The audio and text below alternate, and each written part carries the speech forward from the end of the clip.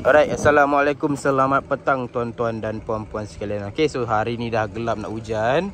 Okay, kita ambil satu kereta Saga Premium S, customer Arisha. Dia minta hantar besok besok nak deliver kereta ni dengan tak pasang tinted lagi. Okay, so kita sambung sikit lagi nak isi minyak. Okay, kereta ni Nan, tinted petang ni boleh pasang ke Nan? Kau pergi terus kontak Sinji, cakap nak pasang JPJ spec.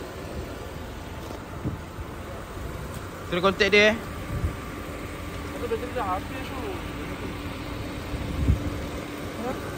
Kau suruh ramai cas lah, kita tiga naik kereta ni je lah balik.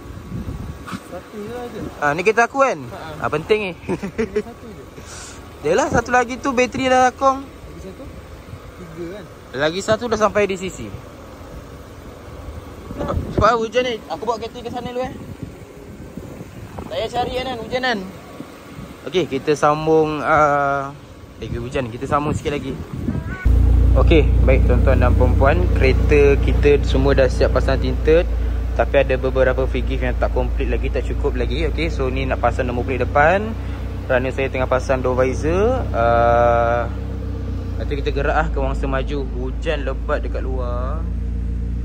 Tak tahu nampak ke tak, hujan lebat dekat luar. So hati-hatilah jalan. Okay, so dah sampai depan customer nanti, kita akan sambung balik.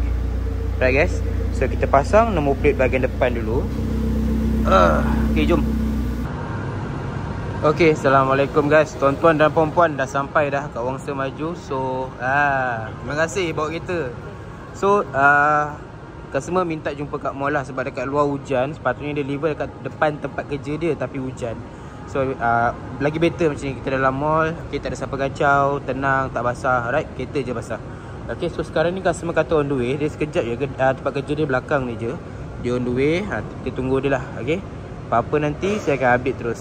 Right guys. Assalamualaikum, saya Arisha. Saya kenal Cik Rahim ni dekat TikTok, sebab saya tengok live dia. Lepas tu saya berurusan dengan dia untuk submit loan, submit dokumen semua, and then untuk dapat kereta lebih kurang dalam 2 minggu lebih macam tu.